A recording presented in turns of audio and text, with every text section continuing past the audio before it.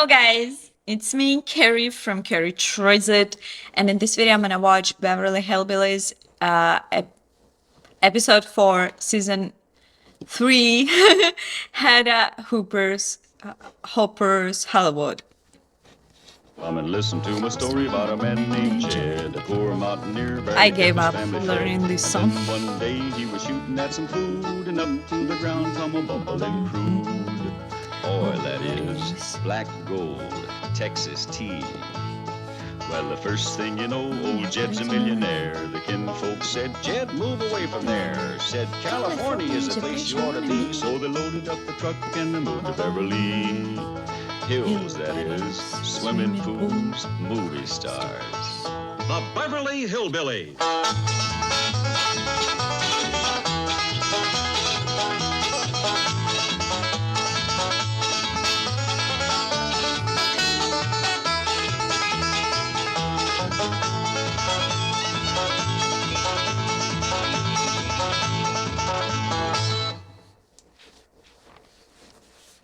Ladies and gentlemen, this is Bill Baldwin speaking to you from our news helicopter. We're about to fly directly over the fabulous Beverly Hills estate of Mr. Jed Clampett. There's the beautiful front lawn, which the Clampetts almost plowed up and planted in crops. There's the tree that Ellie Mae climbs. And right down there someplace is where Granny hides her still.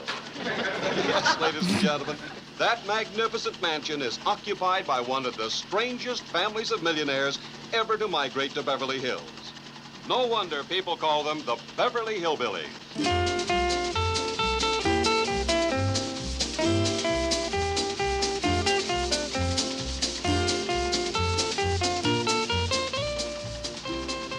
Now, coming into view on your left is the tennis court, which Mr. Clampett converted into a stock pen and filled with cows and goats and chickens. Yes, for 2 years, Mr. Clampett has been the center of controversy in Beverly Hills. Now it appears he has become a center of controversy in nearby Hollywood, where, through his banker, he has obtained control of Mammoth Pictures, one of the pioneer movie studios. Now, Mr. Clampett finds himself torn between those who wish to preserve this historic motion picture landmark and those who wish to tear it down, namely his banker, Mr. Milburn Drysdale. Mammoth Pictures is losing money, and it's tying up a valuable parcel of real estate. I say let's bulldoze it and build Clampett City. And now, speaking from her office in Hollywood is someone who opposes Mr. Drysdale's views, the famous columnist, Miss Hedda Hopper. I have not met this Eastern financier, Mr. J.D. Clampett, but I would like to say to him that Mammoth Pictures is more than just a valuable piece of real estate. It's a priceless chapter of Hollywood history, written by stars whom the world will never, never forget. I intend to seek him out and do my best to convince him that a studio so rich in memories should and must be preserved. Thank you, Miss Hopper, and good luck. Now, I say good luck because our news staff has been unable to locate Mr. Clampett. He and his family have dropped from sight just when the fate of the studio hangs on his decision, particularly the western set located here on the back lot. It is here that Drysdale has announced that he will begin construction. Now, will this movie set be replaced by 40-story skyscrapers? Only Mr. Clampett can answer that question, and he has disappeared. And on that note of mystery, we return you now to our studios. This is Bill Baldwin in Newscopter 1.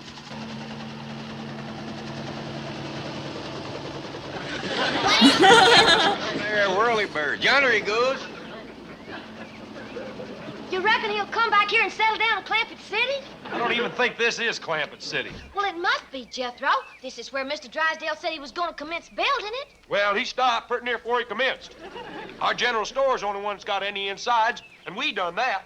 Well, maybe that's the way they build towns hereabouts. Mr. Drysdale said around Hollywood, all you gotta do is put up a big front. He said something else, too.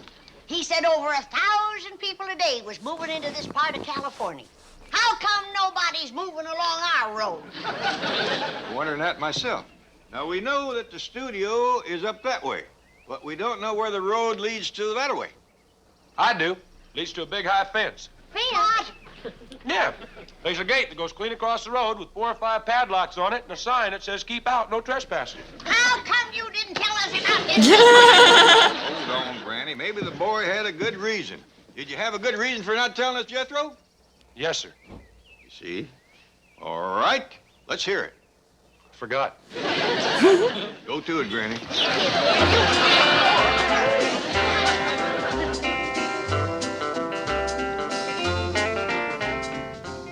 I'm on the Western Street out at Mammoth Pictures. I got a tip I'd find J.D. Clampett here. But so far, the place looks deserted. I'll make another run and call you back. Goodbye. Oh, beautiful hat.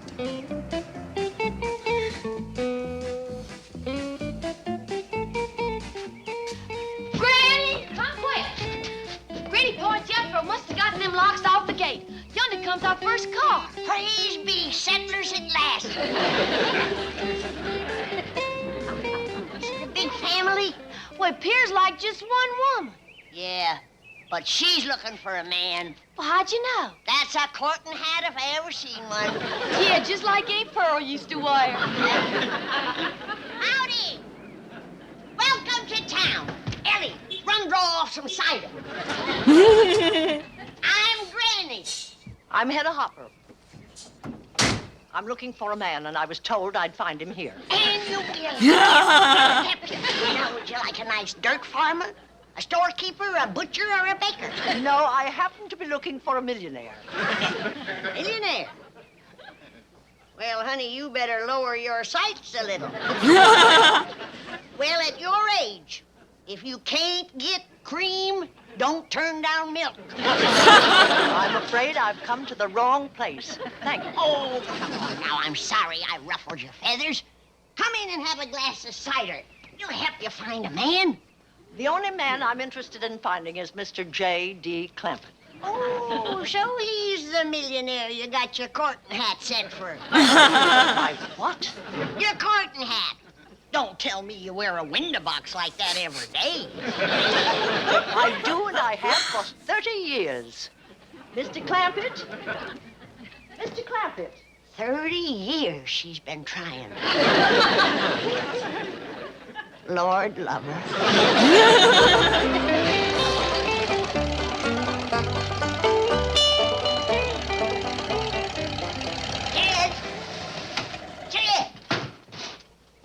Whose car, Granny? Some highfalutin husband hunter by the name of Hedda Hopper.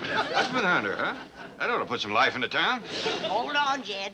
You're the husband she's a-hunting. Me? Spoke for you by name. Said she wouldn't settle for nothing less than a millionaire. Come on, Jethro, let's get out of here. Well, that's my pa right there. Howdy, ma'am. You are J.D. Clampett? Yes, ma'am. I'd never take you for a millionaire. Well, take him or leave him. He's the only one in town. Granny. I simply meant I would never pick him to be the owner of this studio. Hell, nobody picked you to pick him. And how come you to be so all-fired choicey? You're a 30-year loser yourself. Mr. Clampett, is there some place we can go where we can be alone? Ma'am, you don't want to be alone with me. I do. I must talk to you. Let's take my car and go for a drive. I'll show you Hollywood. We'll share its history and romance. Ma'am, if it's a drive you want, let's go in my car. Jethro will be alone. To do the driving, I mean. That'll leave us free for talking and sightseeing. Here, Jethro, help Miss Hopper to hop on. Come on, Miss Hopper. Here we go. Yeah. You can see Danny from up there. Oh, can we get to Hollywood in this? You betcha we can. Jethro knows a shortcut. Let her rip, boy. Yeah. She sure is hanging on to her courting hat. Lot of good it'll do her. She won't get no courting done on that ride. Especially with Jethro taking his shortcut. That poor city woman won't know which to save, her hat or her hide.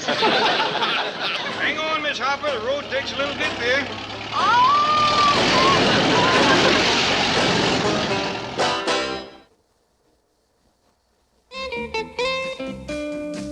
Yeah, Chinese theater. Well, here we are, Miss Hopper, safe and Wow, sound. how it Yes, looked before. if you don't mind, I'd like a moment to verify that. Hey, Uncle Jed, that sign says this here is a Chinese theater. You don't reckon she's fixing to show us a Chinese movie? I sure hope not. I know it's kind of late to be telling you, Miss Hopper, but me and Jethro don't speak Chinese. Only the architecture is Chinese. This is one of the famous Hollywood landmarks I was telling you about. Oh, I see. Now, Mr. Clampett, I want you to walk up there into that forecourt and look at those footprints in the cement. And then what I have to say will mean so much more to you. All right, come on, Jethro. Oh, ain't you counting, Miss Hopper? No, I'll just sit here and catch my breath. And hope that Luella Parsons doesn't drive by and see me. Well, I wish you'd look at this. Somebody has sure gone and messed up this poor man's cement. Looks like there was a whole bunch of them. Bold rascals, too. Wasn't enough for them to go tromping through it with their feet. They had to stick their hands in it, too, and write their names. Uncle Jed, it was movie stars that done this. No. Yeah, look at here. Well, I'll be doggone. Good luck, Sid. Douglas Fairbanks. Hey, who you reckon Sid is? Don't know. Hey, and look at there. Look at right there. Mary Pickford. Well, I can't believe it. Mary Pickford. Clara Bow, yeah. She's a little cut up, frisky as a kitten. But sweet little Mary. Hey, Uncle Jed, come here. Look at this. Come here. Right there. Tom Mix. Why, even his horse stuck his foot in the cement. Old Tom must have dropped his gun in it, too. There's Norma Talmadge. Gloria Swanson. Bill Hart was in on it, too. Hey, and there's some woman by the name of Betty Grable. Stuck her whole leg in it. Hey, Uncle Jed, how do you figure this happened? Well, the way I got it figured, they was having one of them what they call Hollywood premieres, where all the stars get together. And they seen this sign, the wet cement, keep off. Well, and somebody made the mistake of daring Doug Fairbanks to stick his foot in it. Yeah? Well, you know Doug Fairbanks, he never takes a dare from nobody. That's true. And he likely dared Bill Hart, Tom Mix, and you know them, they spunky as he is. Yeah? Well, then everybody got to daring and double dog daring everybody else. And the first thing you know, they was all going to it hand and foot. Even sweet little Mary Pickford. Uncle Jed, who could that feller Sid be? I mean, every one of these stars wrote to Sid or High Sid or something like that. Well, the way I got it figured, he must have been the fella that throwed the first dare.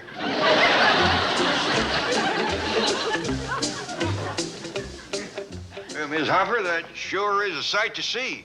Oh, I'm glad it impressed you, Mr. Clampett, because many of those people were your stars. Mine? Do you want those famous stars to be remembered only by their footprints in that cement? Oh, no, ma'am, I don't. Then get busy, man. Get busy. It's your responsibility. Goodbye. Hey, wait a minute, Miss Hopper. I'll drive you back to your car. No, my office is just down there. I'll send for my car. Bye. Well, Jethro, you heard what she said. It was my stars done that. Yes, sir. And it's your responsibility. Well, I reckon there's only one thing for me to do. I gotta mix up a batch of cement and smooth out that mess. That's Hedda Hopper's car. She's in there right now trying to influence Jed Clampett. Well, by golly, I'm not going to tolerate her interference for 1 second longer. She's coming between my bank and millions, and she's going to get clobbered. Miss Hopper? Miss Hopper? Are you here? No, Miss Hopper ain't here. And a good thing for her, too. Say, just who is she anyway? She's a troublemaker. She's a very famous woman, Granny. She's in hundreds of newspapers. Land sakes, what did she do? Yes, mine. Miss Hopper writes for the newspapers, Granny. All about movie stars. Do tell.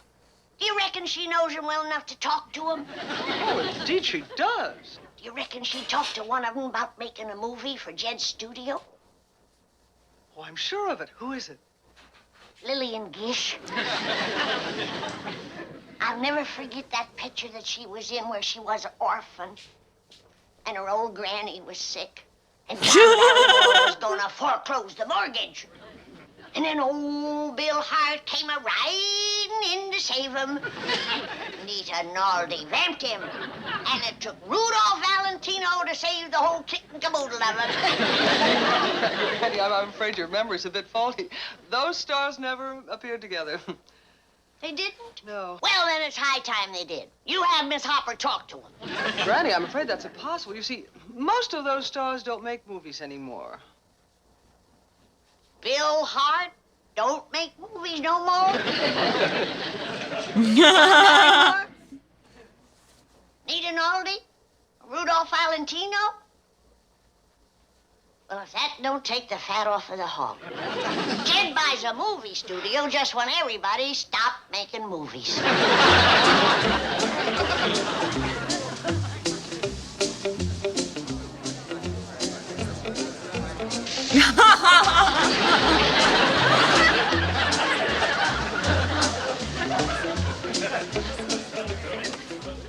Hey, Uncle Jed, this is all the cement we got left.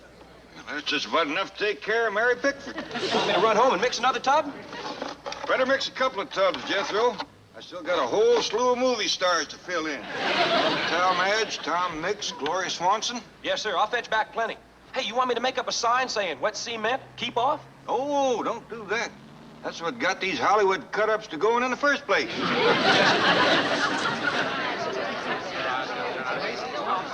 Folks, would you mind to step back and standing right on Mary Pickford? Thank you. Much obliged. Mary, you little rascal. If Granny ever seen this, she'd take you across her room. Oh, Be kind of careful, would you, Mr. Policeman?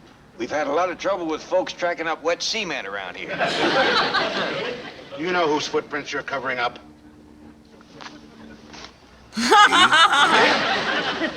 It's Mary Pickford. Well, now, go kind of easy on her, won't you, Mr. Policeman? I think she just got caught up in a game of follow the leader. I'll have it right as rain in no time at all. You will? You give me another hour and there won't be a footprint in this whole place, and that's a promise. Excuse me. Don't go away. Who is it? Another one of those characters from the Hollywood Hills. All that bulldozing up there is really flushing them out. Think we should run them in? I'll do that. You get a hose and wash out these footprints before the cement starts to set up. Right. Well, that's all I can do till I get some more cement. Oh, well, in that case, why don't you come down to headquarters with me? What for? Oh, there's some people there would like to talk to you and take your picture and your fingerprints. Well, thank you, but it ain't me that deserves the credit for this. It's Hedda Hopper. Hedda Hopper? Yeah, she brung me here and gave me the idea. Really? Well, in that case, we'll stop by and pick up Miss Hopper. Good, because I want her to have the praise. Oh, we'll see that she gets it. Careful of the wet cement, folks.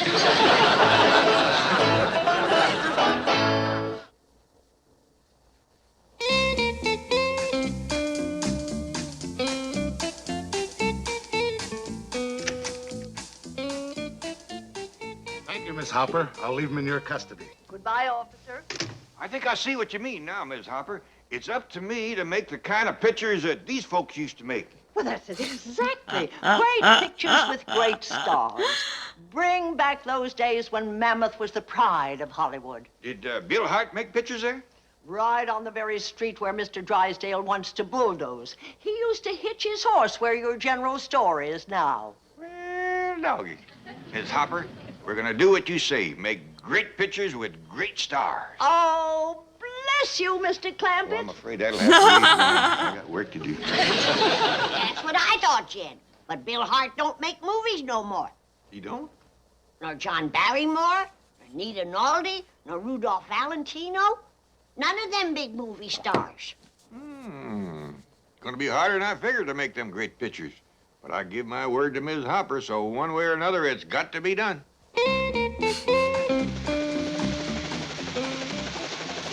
Bill Baldwin in our newscopter again, ladies and gentlemen. Well, it looks as though Mr. Drysdale has lost and Hedda Hopper has won. Down below us, the western street of Mammoth Pictures is once again the scene of movie-making activity as Drysdale's bulldozer stands idly by. Mammoth has not yet released the title of the picture they're shooting, but it's safe to say that Miss Hedda Hopper will be the first to see it. Oh, yes, Miss Hopper, the executive theater.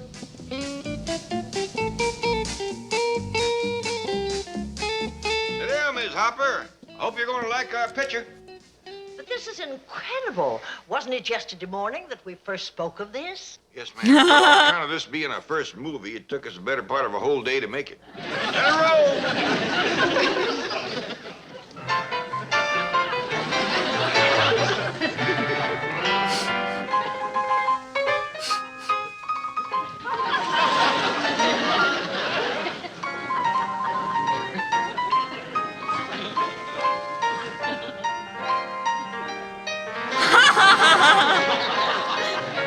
That's hilarious.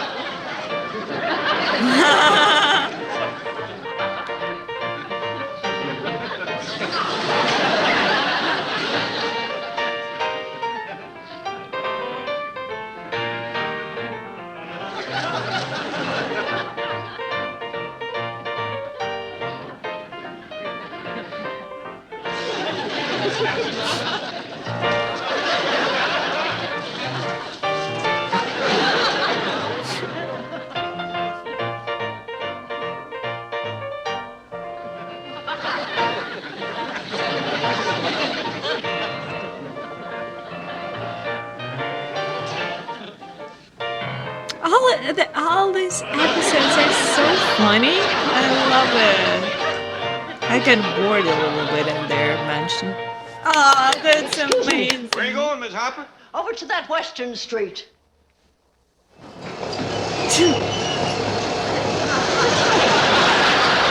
Someday Hollywood's going to thank me for this. Charge!